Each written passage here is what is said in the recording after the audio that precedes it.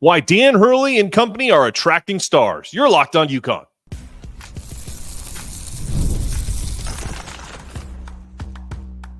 You are Locked On UConn, your daily podcast on the UConn Huskies, part of the Locked On Podcast Network, your team every day.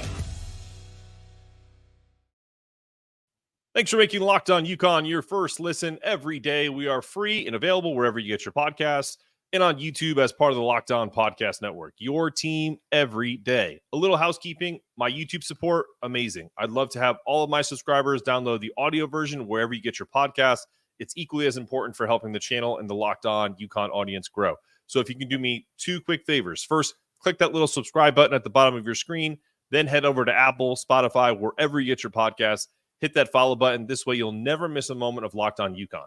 Can't tell you how much the support means to me. If you're tuning in from your car or just an audio listener, leave us a 5-star review. Good reviews trigger some great content for some, and some new audience members who are interested in more content can find us through those 5-star reviews. Today's episode is brought to you by FanDuel. Make every moment more. As the playoffs wind down, the sports stops like we don't want them to. But this summer, FanDuel is hooking up all customers with a boost or a bonus daily. That's right. There's something for everyone every day. All summer, visit FanDuel.com/lockedon to get started.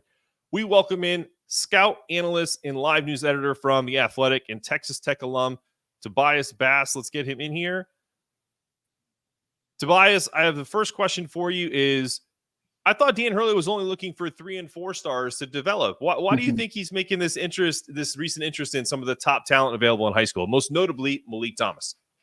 I think winning sells, right? Everyone wants to play for a winner. When you have back-to-back national championships and they're going to be right in the mix of things to win the third, you're able to get those guys. And then, he just had a McDonald's All-American on his roster.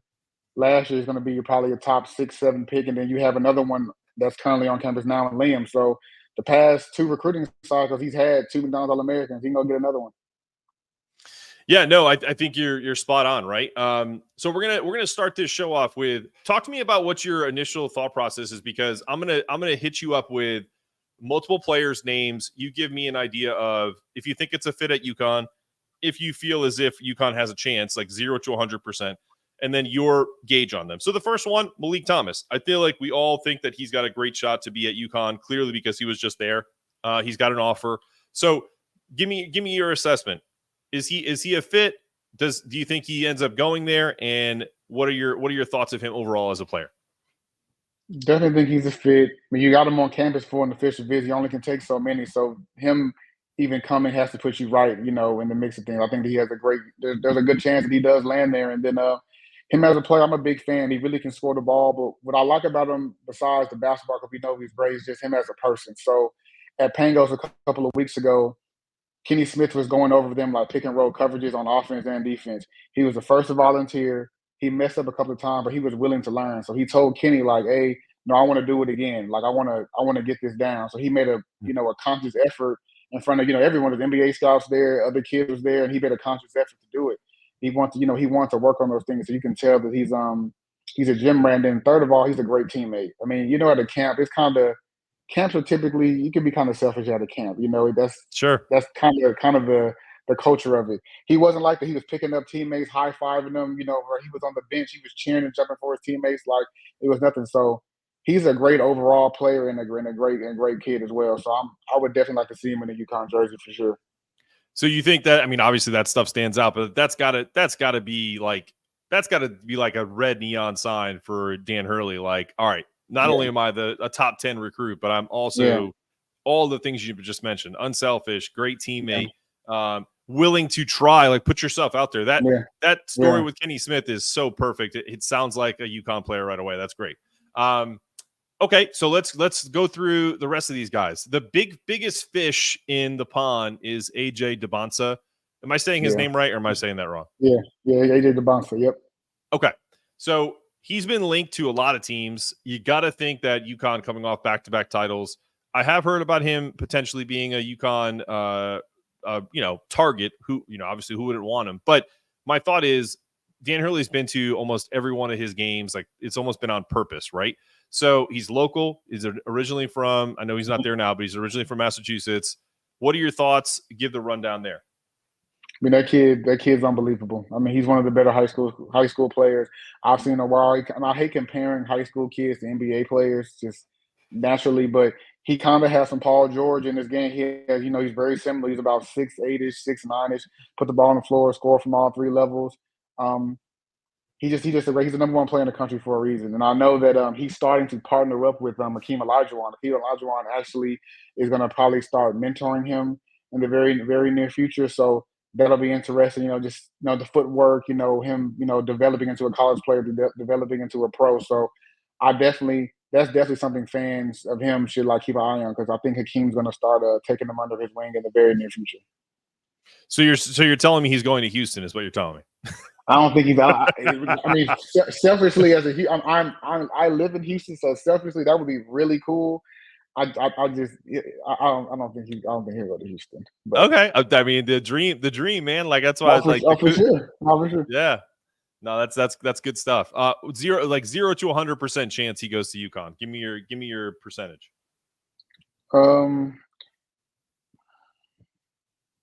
I don't want to say 50. I'll give you in the 30s, 40s, because he has so many options, right? He has everyone recruiting this kid, so it's nothing that UConn will be right in the mix. I'm assuming, but he just has every school recruiting, so it's going to be a dogfight to get him. I see it. I mean, yeah, I mean, it could be one of those things where it's like, what's the like when it's I think it's a meme right now. It's I sent it to my wife. It was like, how did you land your wife? And it's the Dumb and Dumber meme where he's like showing himself off at the bar. Like UConn doesn't have to do that. We don't have to do that right now. Like so. No, right, I mean, right. If that's what it's going to take, maybe they're like, we'll go with some other 5 stars and some transfers and figure it out from there. Okay, let's go. Chris Seanock, 6'10" forward. What do you see out of him? So he's probably been the biggest stock riser in the country. It will be hard to probably even name another kid that's arguably playing better, but I think he's another one. I think he's an NBA player, 6'10". He's really he plays super well this summer. Can score on all three levels, defend. He's really athletic. He's able to put the ball on the floor at the power forward spot. So I really think he's a mismatch problem. He's an interesting one. I think everyone in the country is pretty much recruiting that kid now. So giving you a percentage, it'll probably be the same, because he was ranked in the top 80, 90 before, but now his recruitment and just, superstardom is really starting to take off. So he's another one. It's going to be a dogfight, definitely, to get him as well. Why do you think his stock has risen so much, just from things that you've seen or things that you've heard? I think that, his team, his AAU team, they are really good, but I think he's really good. I think he's just significantly, he's gotten better, and they've been able to showcase his skill set. In the big events, he played well at top 100. I think he won MVP, I believe, or he was in the top 3. He was really good there. In the circuit that he plays on in Puma, he's been arguably the best player there. So everywhere he's been consistently good and has gotten better when he needed to be seen. All right. Well, we'll talk more recruiting. We got 3 more names that are linked to UConn with Tobias, and we'll ask him about what he thinks the formula is for UConn and other title contending teams in this new recruiting world of college basketball, coming up after this.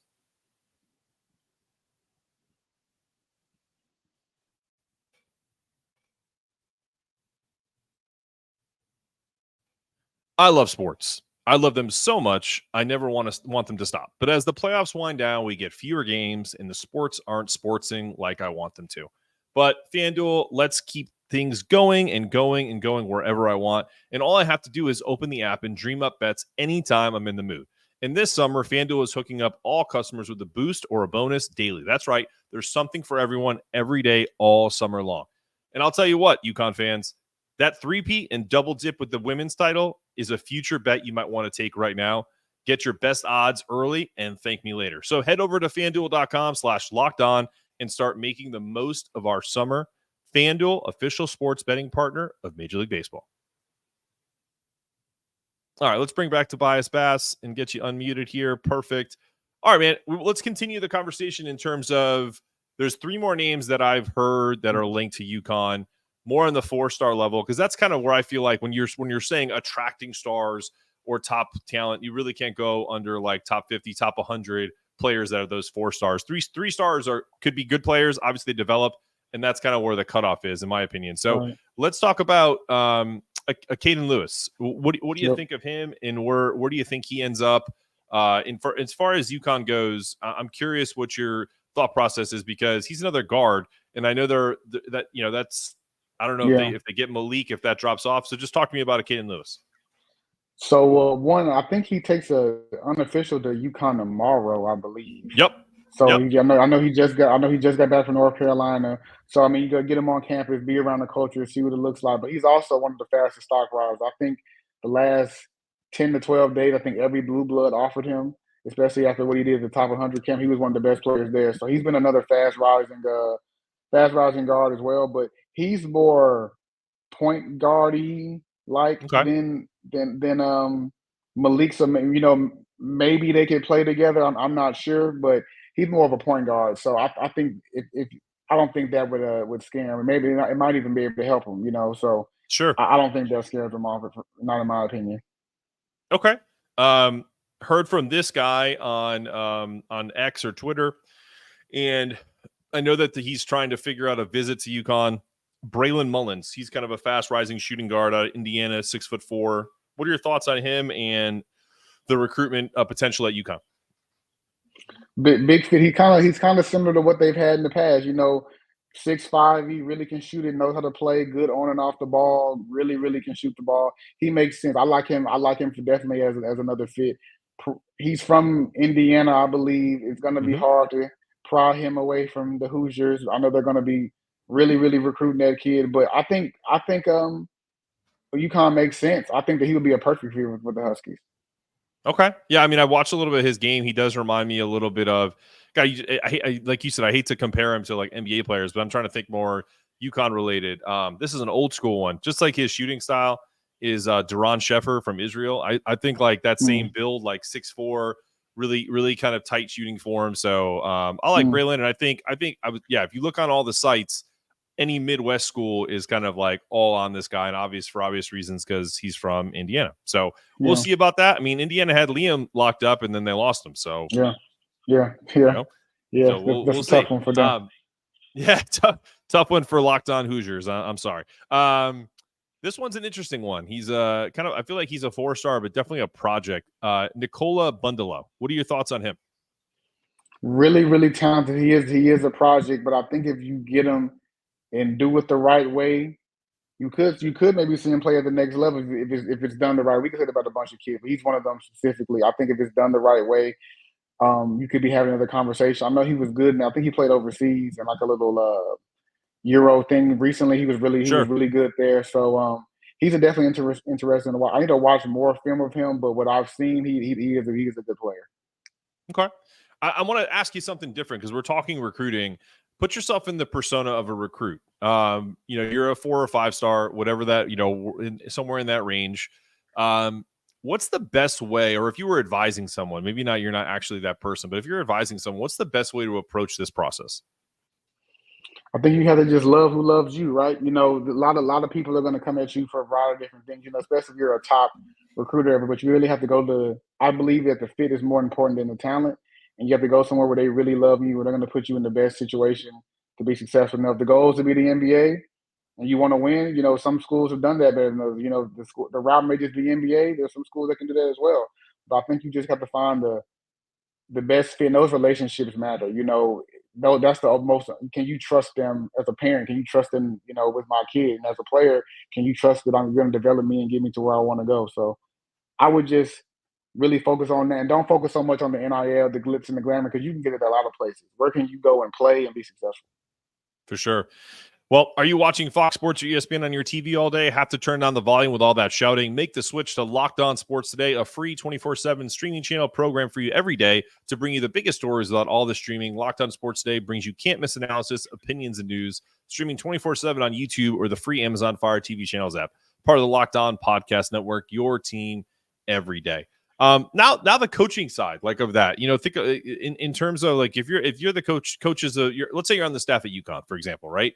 We've heard famously that they recruit the parents as much as the players, or the family as much as the player.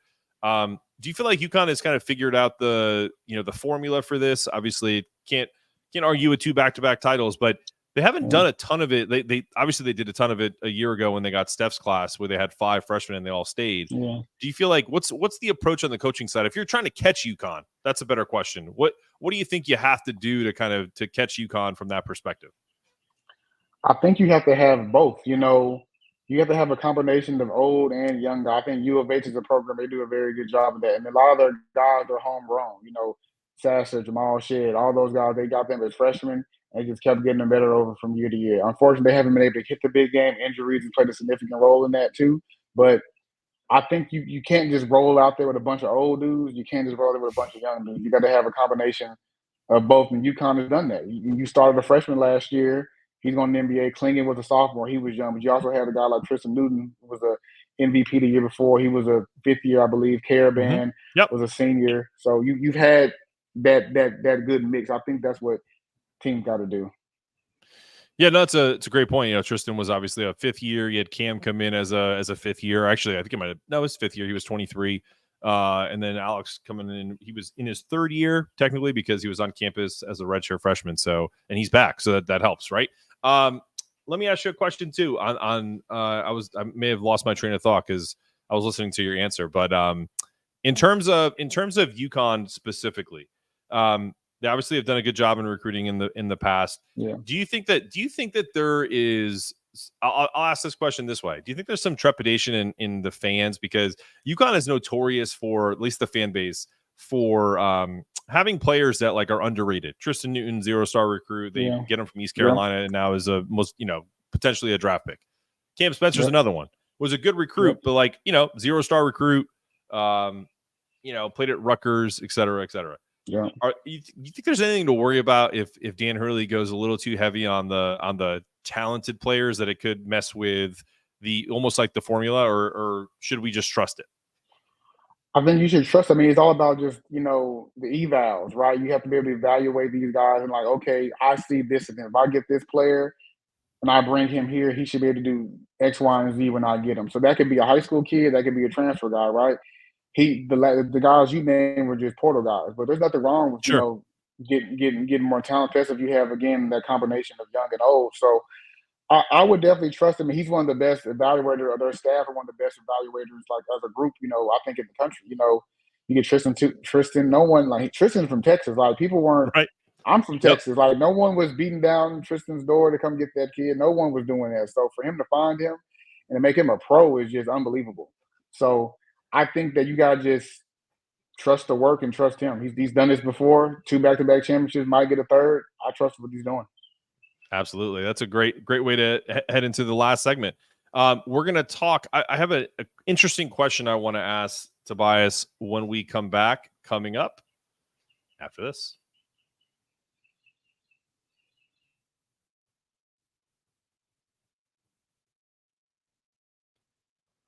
Passion, drive, and patience, the formula for winning championships, is also what keeps your ride or die alive. eBay Motors has everything you need to maintain your vehicle and level it up to peak performance. Superchargers, roof racks, exhaust kits, LED headlights, and more. Whether you're into speed, power, or style, eBay Motors has you covered. With over 122 million parts for your number one ride or die, you'll always find exactly what you're looking for. And with eBay Guarantee Fit, your part is guaranteed to fit your ride every time or your money back. Because with eBay Motors, you're burning rubber, not cash. With all the parts you need in the places you want, it's easy to make your car the MVP.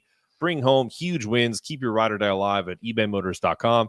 Eligible items only. Exclusions apply. eBay Guaranteed Fit only. Available to U.S. customers.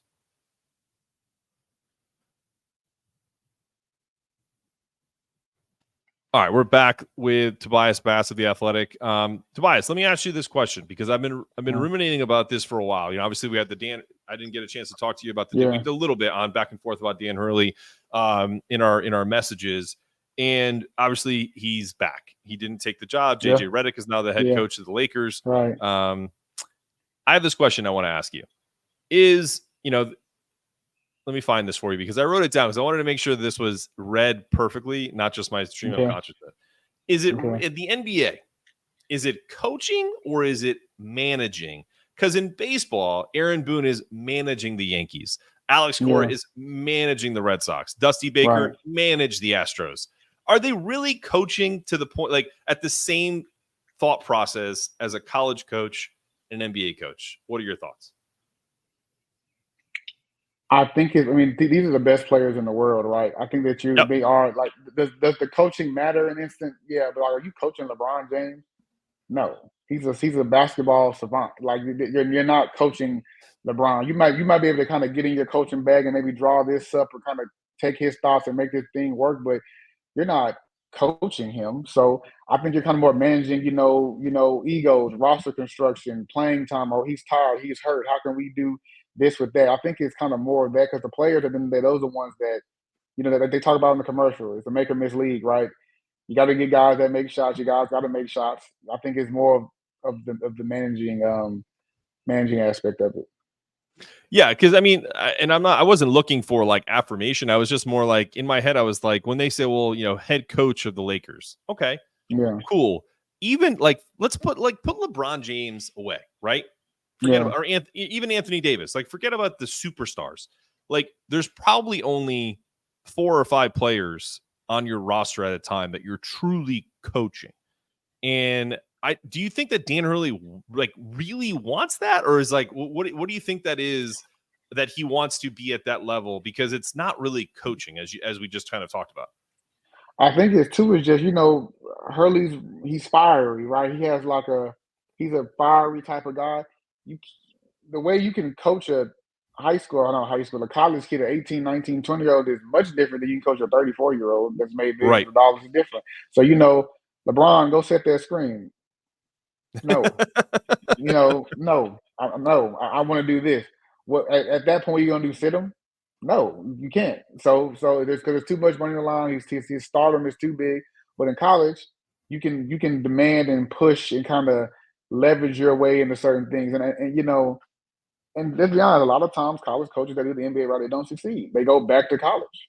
And Right. That's in multiple sports, NFL, NBA. They go back because it's hard. The adjustment is hard. I think there's a documentary about Calipari when he did it. You can't talk. In their team, they weren't even great. They didn't have a LeBron. They weren't even that good. His answer was still no. I don't. You can't talk to me that way. They're grown. So I think it's a different aspect. Yeah, I mean, even like if you think about like some of this, I've heard on like All the Smoke with Jackson and what's the other dude's name? And Doug Christie? Barnes. No, it's Barnes. Matt Barnes. That's right. Right. Yeah. So Barnes and Christie like talking about how when Mo Cheeks was coaching for the Blazers and how disrespectful he is. Like I don't think, and if you definitely have heard that because you're laughing, but I don't think I think it was an episode with Chris Webber, right? I don't think that Dan Hurley necessarily could be. I think we haven't seen the Dan Hurley that will end up being in the NBA. I think maybe over time he evolves, but if he truly wants to continue coaching, I think he stays at UConn because, like we said, like you're managing egos. Like Eric Spoelstra may draw up some fantastic plays for the Heat, and you may still get that opportunity in big game situations where you're drawing things up, but I just don't see it. I don't know about you. Yeah, I think that he probably definitely should stay there. Yeah, and I think it's just like again, it's just a different animal when you're talking to those grown men. Then too, as a college coach, you kind of have more control. Like at the NBA level, when you go to practice, you go home. That's it. Like your college, your NBA coach isn't texting you. How there's almost it's a very transactional relationship because they can trade you, cut you, remove you from the team at any point. And in college, you have to stay on top of them. You have to go to class. You have to be here, be accountable. So you have more control over. And then I think the biggest point is, and when you're in college, you get to pick your players. You didn't inherit them. Sure. You handpicked each and every one of them. Dan Hurley, he goes to the Lakers, and again, coaching was a problem I think last year with the Lakers, but their roster just wasn't very good. Yeah, they have LeBron, they have AD, but they need better players.